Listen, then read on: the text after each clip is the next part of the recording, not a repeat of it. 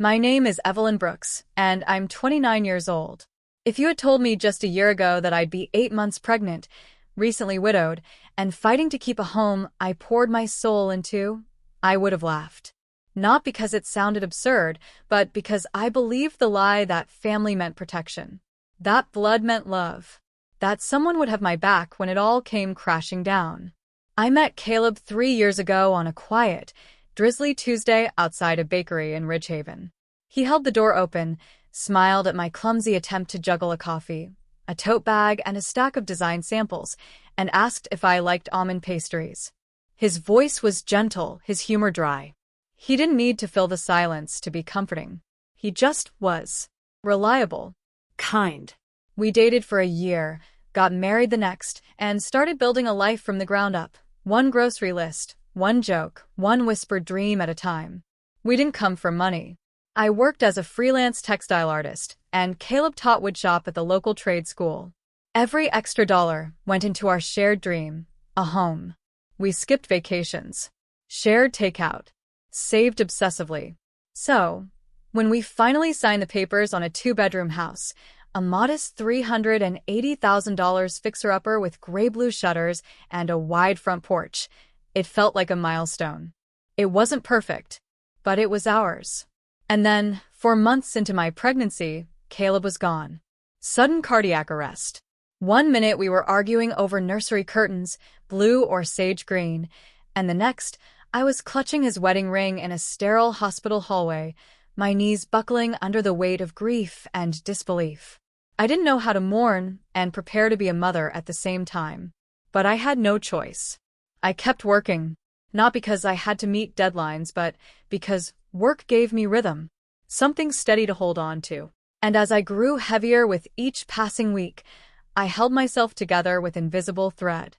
I thought I had done everything right, but nothing could have prepared me for the night my world would break open again. It was a Friday, my last scheduled commission drop-off before maternity leave. I remember glancing at my phone as I left the small co-op studio downtown. 7:43 p.m. I was 32 weeks pregnant, my lower back ached, and my ankles had practically disappeared. But I smiled anyway. I had made it. Just 6 more weeks until I'd meet my baby girl. The drive home was familiar. The windows were cracked open, letting in that early spring breeze, and a playlist of lullabies played softly from the speakers. I thought about folding the last of the newborn onesies that evening, lighting the chamomile candle Caleb used to jokingly call grandma perfume, and feeling the peace of knowing I'd survived another day. But as I pulled into the driveway, a chill ran down my spine. The porch light was off. That was strange. I always left it on when I'd be coming home after dark. The curtains in the living room were closed tight. I never did that. I left them open just enough for my cat, Peanut, to sit on the windowsill and watch the world go by. And the lock, it looked shiny. New. I climbed the steps slowly, heart thudding. I slipped my key into the lock. It didn't turn. I paused. Tried again more carefully. Still nothing. Maybe I was exhausted. Maybe I grabbed the wrong key. I took a deep breath, stepped back, and looked at the mailbox. My name. My house number. My front door. I wasn't wrong. I rang the doorbell. A few seconds later, the door opened, and there she was. Alyssa, my younger sister, stood there barefoot in my robe, sipping from my favorite copper smoothie tumbler. Peanut was curled in her arm like he'd never known anyone else. Behind her, sprawled out on the couch in boxers and a hoodie, was Damien, her on-and-off-again boyfriend, watching a boxing match on my TV like it was a typical Friday night. "Hey," she said, as if I was interrupting her weekend. "Didn't Mom tell you?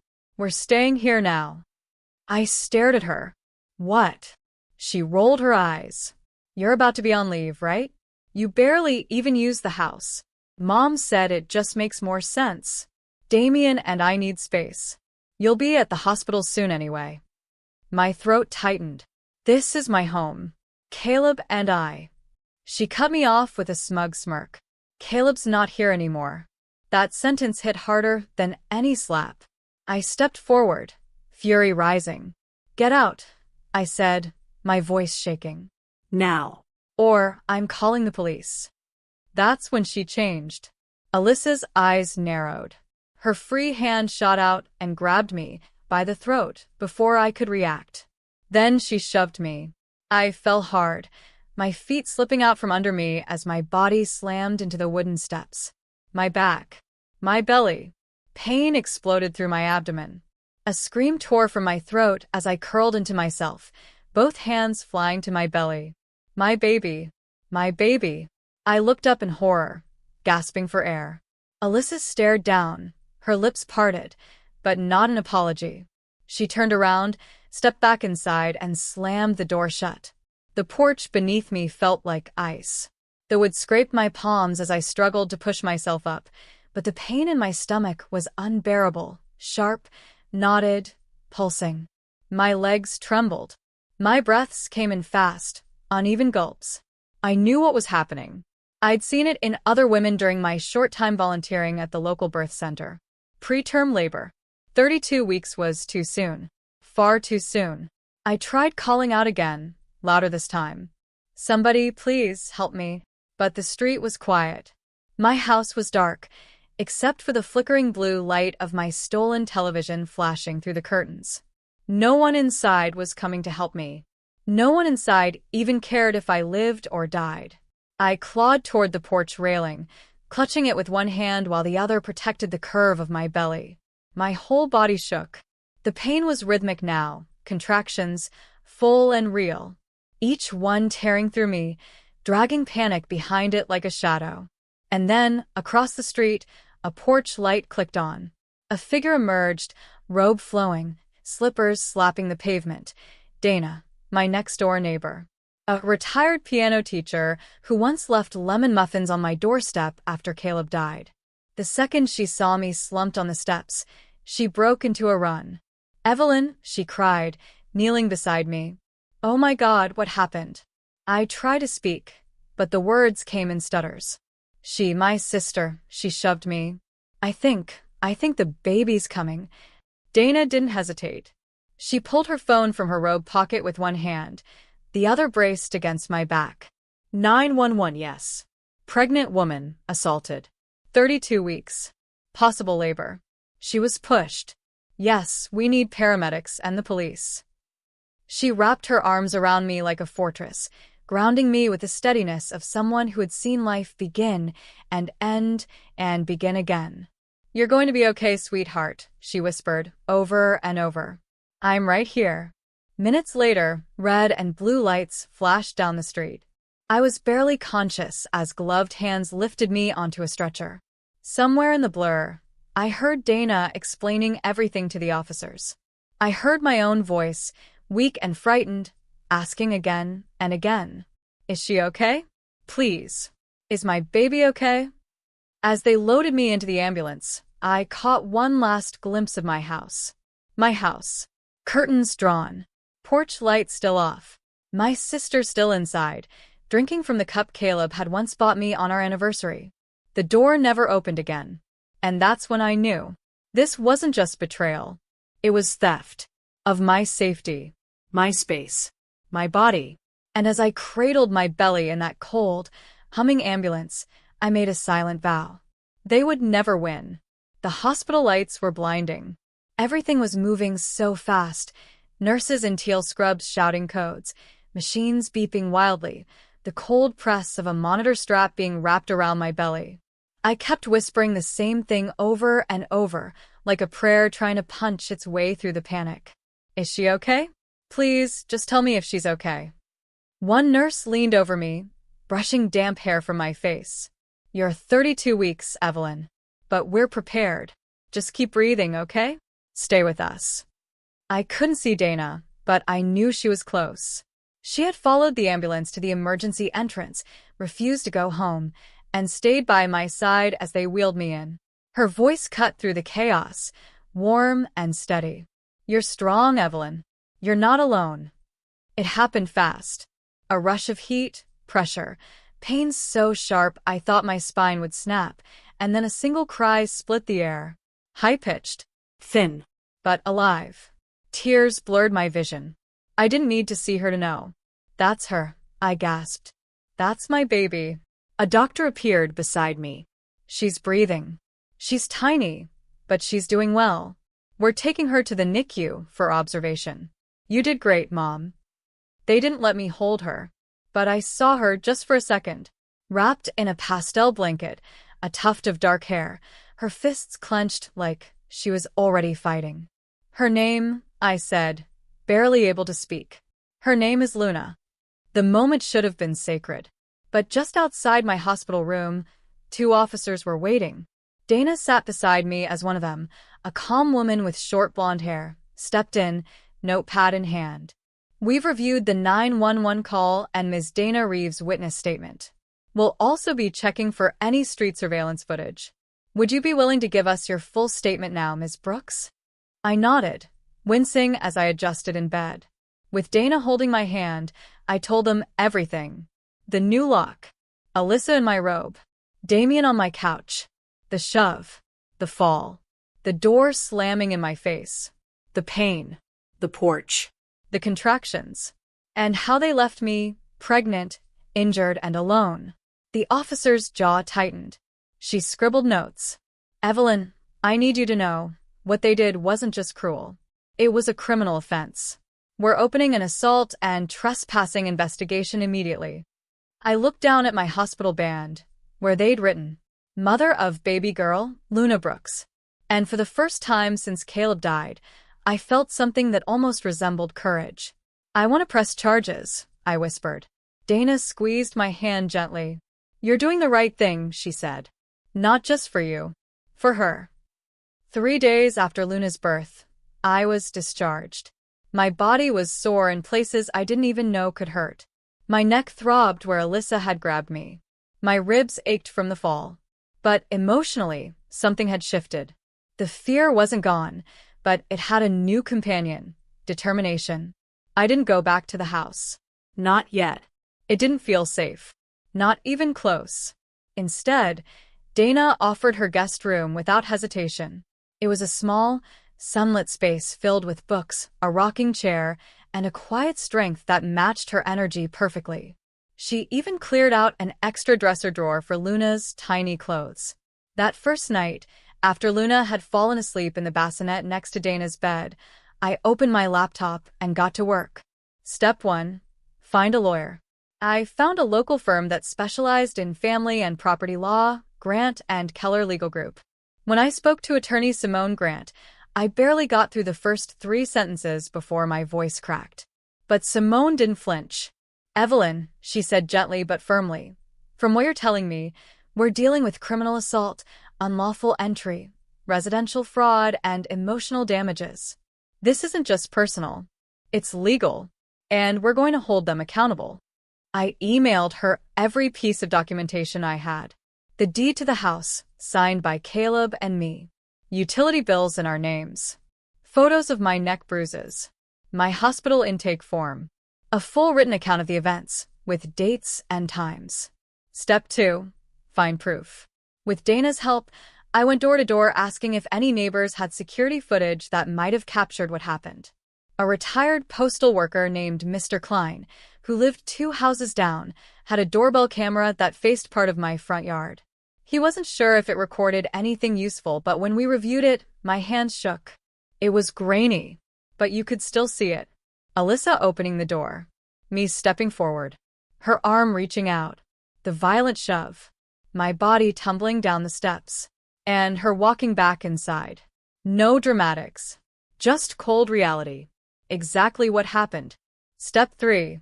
Press charges officially. The next morning, Ridgehaven PD issued a warrant to search my house. Dana stood beside me at her kitchen window, baby monitor in hand, as 2 patrol cars pulled into my driveway. I couldn't go with them. I wasn't cleared for much movement yet, but I watched through the screen door, my heart racing. That evening, I got the call from Officer Rivera. Ms. Brooks, we've taken Alyssa and Damien into custody. Your parents were inside the house when we entered. All 3 acknowledged they knew about the new locks and that you were being temporarily displaced. Your mother said, and I quote, "We were just trying to help Alyssa get back on her feet." I stared at the phone. No apology. No regret. Just an excuse for assaulting a pregnant woman and stealing her home. I looked down at Luna, dozing softly in Dana's arms, and whispered, "They don't get to decide who I become anymore." That night, Simone called again. "We're filing both civil and criminal charges. Evelyn, this is going to court. And with the evidence we have, we're going to win." And in that moment, I finally allowed myself to believe it. The courthouse smelled like cold marble and old paper. I wore a simple black blouse with gray slacks. My hair was pulled into a low bun, and Luna, now 2 weeks old, was nestled against my chest in a soft wrap carrier. She stirred now and then, but mostly slept, her tiny body curled up like she still thought she was in the womb. I didn't blame her.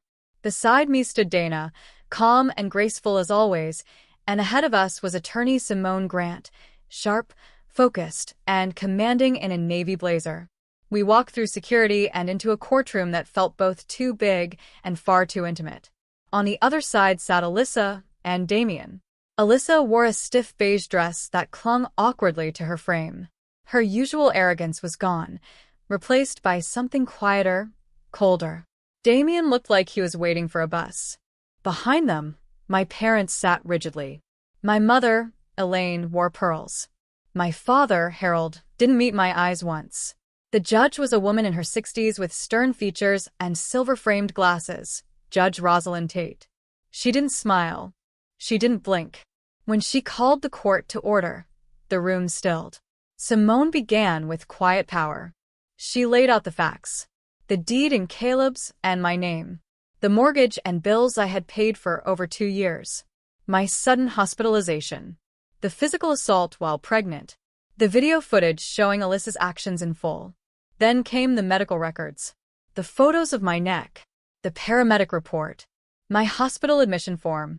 The courtroom watched a grainy clip of me being shoved. Gasps echoed as my body hit the steps. Someone whispered, "She was pregnant." Then Dana took the stand. Her voice was steady as she described the porch, the blood, my breathing, the 911 call. "She was crumpled on the ground, holding her stomach," Dana said, looking directly at the judge. "I truly believe that if I hadn't come out when I did, we could have lost both Evelyn and the baby." Then it was my turn. I stood slowly, cradling Luna as I stepped up. My knees shook, but my voice didn't. I told them how I worked 2 jobs while pregnant. How I kept that home alive after Caleb's death. How I came home one night and found it stolen by the very people I thought would protect me. I told them about the porch, the door, the fall. And I finished with this. This isn't about money or walls or furniture. This is about my daughter almost being born on a cold step because my family decided I didn't matter anymore. The defense didn't have much. Alyssa's lawyer tried to claim she was emotionally overwhelmed, that she thought she had the right to stay, that their actions were misguided but not malicious. But Judge Tate saw through it. She delivered her verdict clearly and without a flicker of doubt. The house in question is the legal property of Evelyn Brooks. The defendants knowingly committed trespass, residential burglary, and aggravated assault on a pregnant woman. Alyssa Brooks and Damien Lee are sentenced to state prison. A permanent restraining order is granted. Elaine and Harold Brooks, who enabled this crime, are barred from contacting the plaintiff or her daughter. And let me be clear, this wasn't a misunderstanding. This was cruelty weaponized by entitlement. I didn't cry. I didn't smile. I just turned to Luna, who had slept through the entire hearing, and whispered, "We're going home." The next morning, I stood on the porch of my house, our house. It looked just like it had the day they took it from me, but it felt different now. The wind was still, as if even the trees were holding their breath.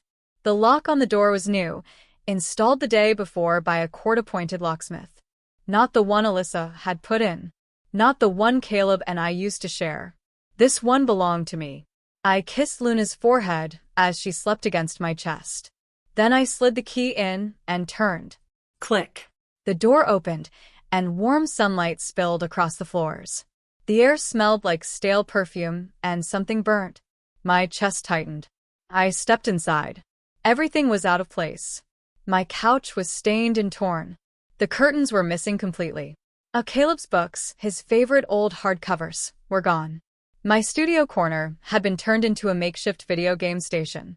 I stood in the center of the room for a long time. They hadn't just stolen my home. They tried to erase my existence. But I wasn't here to cry over what they'd broken. I was here to rebuild. I set Luna down gently in her bassinet by the window, the one where the light hit just right. Then I rolled up my sleeves. For the next 3 days, I worked room by room. I threw out every towel, sheet, and dish they had touched. I steamed the floors, scrubbed the baseboards, and aired out every single room. I burned sage in every hallway, not because I believed in rituals, but because I believed in reclaiming energy. I rearranged the furniture, not for design, but for healing. On the third evening, Dana stopped by with a homemade casserole and a soft smile. "You're doing better than anyone I've ever seen, Evelyn." "I don't feel better," I admitted, wiping sweat from my brow. "I feel raw." "Raw is where real strength begins," she said. "You're finally living for you." Later that night, I found a photo wedged in the back of a drawer. It was Caleb, standing on this very porch, a coffee in one hand, a pencil tucked behind his ear. He was laughing, half squinting in the sun. I held it for a moment, pressed it to my chest, and whispered, "I'm still here, and I'm going to raise her the way we dreamed." I placed the photo back on the shelf, and I felt something settle inside me. Not happiness. Not closure. Peace. The kind that isn't given. The kind that's earned. That weekend, Dana showed up with 2 of her friends, Marla, a retired florist, and Tasha, a community center coordinator who wore bright scarves and always smelled like cinnamon. They didn't come empty-handed. They brought brunch. It wasn't loud or fancy, just a warm quiche, a tiny homemade strawberry cake, some lavender candles, and 3 small white balloons that said, "Welcome home, baby Luna." We sat at the kitchen table, sunlight pouring in through the windows I had cleaned 2 days earlier. The scent of lemon cleaner still clung faintly to the air, mingling with fresh rosemary from Dana's garden. Luna slept through the whole thing, curled in her wrap like a sunflower in bloom. I didn't. I laughed. I ate. I told stories about Caleb, funny ones. About his obsession with labeling spice jars and his refusal to let me hang anything crooked on the walls. Marla cried at one point, but it was the good kind of tears, the kind that says you're not alone. When I looked around the table at those 3 women, none of them blood, none of them bound to me by obligation, I realized something I had never felt with my actual family. I was loved without strings. "This house isn't just safe again," I said, my voice low. "It's sacred." And they all nodded, because they understood exactly what that meant. Later that night, I lit a single candle in the hallway and placed Caleb's photo beside it, his smile softly reflecting in the flame. I whispered, "We're still here, love. And we're going to be okay." I believed it now, not because of any court ruling, but because of what came next. The next morning, I walked past the front door, mail in hand, Luna on my shoulder, and stopped. There, tucked under the doormat, was an envelope. No return address. I opened it. Inside was a handwritten card in the same elegant cursive I'd seen all my life. "We didn't handle things right. I hope someday you'll understand everything we did was for Alyssa's future. Mom." There was no apology. No regret. Just a tired justification. I didn't cry. I didn't scream. I didn't even throw it away. I placed it on the kitchen counter like a fossil, evidence of something that no longer lived here.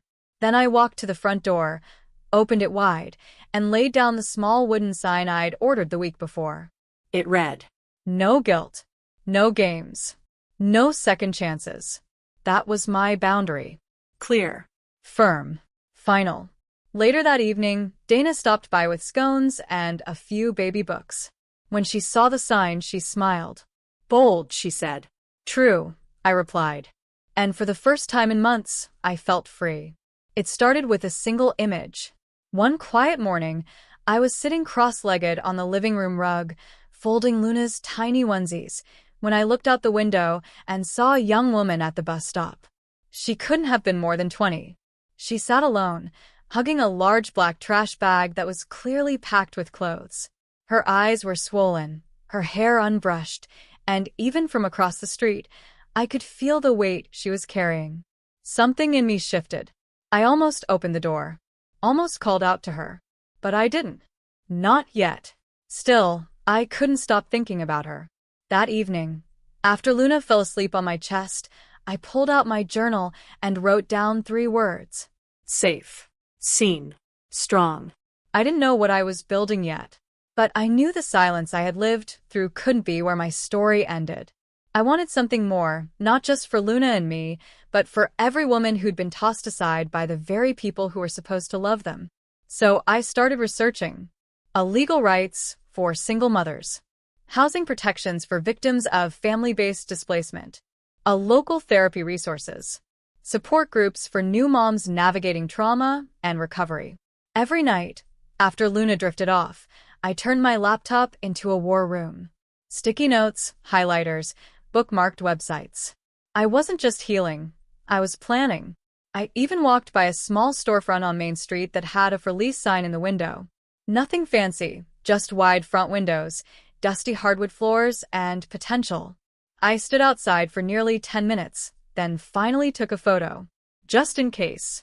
When I told Dana about it later, she didn't laugh or tell me to slow down. She just said, "That's your spark. Don't ignore it." Most powerful women I know started with one. She was right, because this time last year I had been broken. Now, I was beginning to build. Not just walls, not just routines, but a sanctuary. Not just a life for me and Luna, but maybe, just maybe, a place where others could reclaim what was stolen from them, too. It was a quiet Sunday morning. Sunlight pooled across the kitchen floor like a warm invitation. Luna sat on a quilt beside the window, babbling happily to her stuffed giraffe while I made tea and sorted through the mail. There were the usual things: grocery coupons, a dental flyer, a note from the power company. And then one envelope with no return address. My stomach turned. Inside was a folded note written in the same familiar handwriting I had spent most of my life trying to please.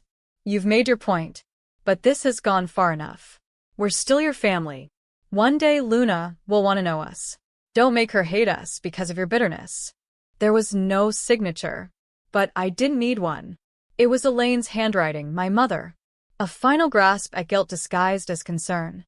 I stared at the words, then calmly walked to the kitchen counter, where the first card still sat, the one that had said everything was for Alyssa's future. I placed the new note right beside it. Then I reached under the cabinet and pulled out the small wooden sign I had laid outside weeks earlier. I read it again, silently. No guilt. No games. No second chances. That was my truth. My line. My final word. Later that afternoon, Dana came by with freshly baked muffins and a few gently used baby books. She noticed the 2 cards lined up on the counter, but didn't ask about them. Instead, she glanced out the window at the same downtown space I'd shown her a few days ago, the one I was dreaming of turning into a women's support center. "Still thinking about it?" she asked. "I'm past thinking," I said. "I'm designing. I've already got ideas for what the space could offer: legal help, emergency housing, community care. I even came up with a name." "What is it?" "The Haven Room," I said softly. "A place where no woman ever has to beg for the love she deserves." Dana smiled. "You think that makes you crazy?" "No," I replied. "I think it makes me finally free." And I was. I still didn't know what happened to Alyssa or Damien behind those prison walls, and I didn't care. As for my parents, they had vanished from town gossip. Moved, maybe. Or maybe they just learned how to hide better. I didn't wish them well. I didn't wish them harm. I just didn't wish anything. That is peace. Not silence. Not forgetting. But choosing yourself after years of being told you're not enough. Now, every night, I sit on my front porch with Luna in my arms, a journal in my lap, and a plan in my heart. I write about healing, about bravery, about what it means to raise a daughter in a house built not from sacrifice, but from strength. This is our life now. Ours and no one else's. And that door behind me? It only opens for love. Never again for entitlement dressed as family. If this story touched your heart or made you reflect on the meaning of real family, don't forget to like the video and share your thoughts in the comments. We upload emotional, powerful, real-life inspired stories every week, so subscribe and turn on notifications so you never miss what's coming next. Thank you for watching, and remember, sometimes the bravest thing you can do is close the door for good.